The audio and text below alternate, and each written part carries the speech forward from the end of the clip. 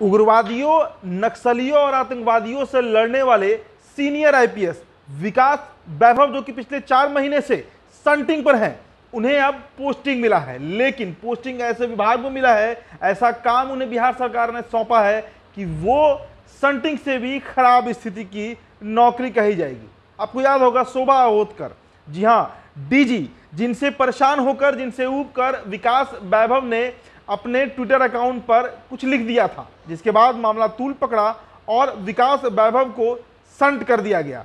लेकिन अब उनकी पोस्टिंग कर दी गई है। अब देखिए, आपको बताएंगे कि राज्य सरकार ने आज विकास वैभव के पोस्टिंग की अधिसूचना जो है वो निकाल दी है और इसके मुताबिक बिहार पुलिस मुख्यालय में पदस्थापना की प्रतीक्षा कर रहे विकास वैभव को अगले आदेश तक बिहार राज्य योजना परिषद में परामर्शी के पद पर पदस्थापित किया जाएगा। अब देखिए, राज्य योजना परिषद क्या है, ये सवाल आपके दिमाग में उठ रहा होगा और इसमें कौन सी जिम्मेदारी विकास वैभव को सौंपी गई है। चलिए आपको हम विस्तृत तरीके से बताते हैं।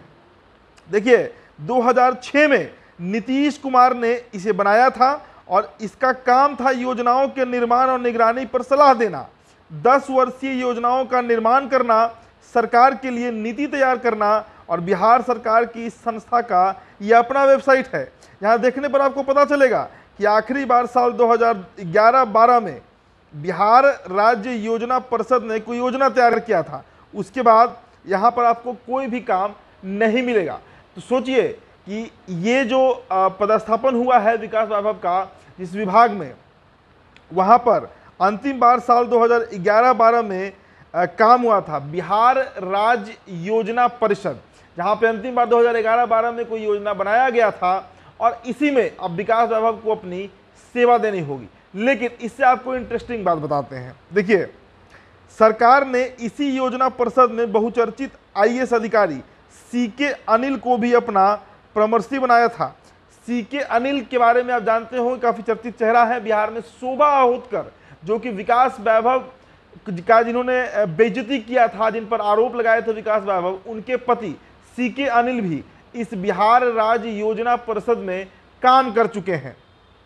तो शोभा अहोतकर के अधीन विकास वैभव भी तैनात रहे हैं, कभी आपको पता है। और उन्होंने अहोतकर पर ही आरोप लगाया था कि वो गाली गलौज करती हैं, बदसलूकी करती हैं, जिसके चलते आहत होकर विकास वैभव को देर रात एक पोस्ट लिखना पड़ा था। इसके बाद बिहार में भूचाल आ गया था, राज्य सरकार को इसमें एक्शन लेना पड़ा और विकास वैभव करीब 4 महीने से सन्टिंग के पोस्ट पर थे। अब देखिए, आपको बताएं कि बड़ा सवाल यही है कि उग्रवादी और नक्सली, साथ ही साथ आतंकवादियों के खिलाफ काम करने वाले जो एनआईए में जिन्होंने अपनी सेवा दी है, जिन्होंने बड़े बड़े केस सुलझाए हैं, रोहतास जैसे बहुचर्चित जिले में भी विकास वैभव ने अपना काम किया है। उन्होंने कई जटिल मामलों में का उद्भेदन किया है और बिहार के कई जिलों में अपनी पोस्टिंग के दौरान भी विकास वैभव का नाम कई उपलब्धियां हैं। तो नक्सलियों के गढ़ माने जाने वाले रोहतास जिलों में उन्होंने उग्रवादियों का सफाया कर दिया था। उस बड़े और तेज तर्रार अधिकारी विकास वैभव को आखिरकार इस तरह का काम क्यों दिया गया है? पहले उन्हें 4 महीना सन्टिंग किया गया, उन्हें पोस्टिंग नहीं दिया गया और अब पोस्टिंग दिया गया है तो बिहार राज्य योजना परिषद, जो जहां पर काम ही कुछ नहीं है। आप कहिए 2011-12 के बाद वहां आज तक कोई भी काम नहीं किया गया है, उसमें आखिरकार विकास वैभव की पोस्टिंग क्यों की गई है, ये बड़ा सवाल है। फिलहाल चर्चा में इतना ही। आप बने रहिए बिहार टॉप के साथ। बहुत बहुत शुक्रिया।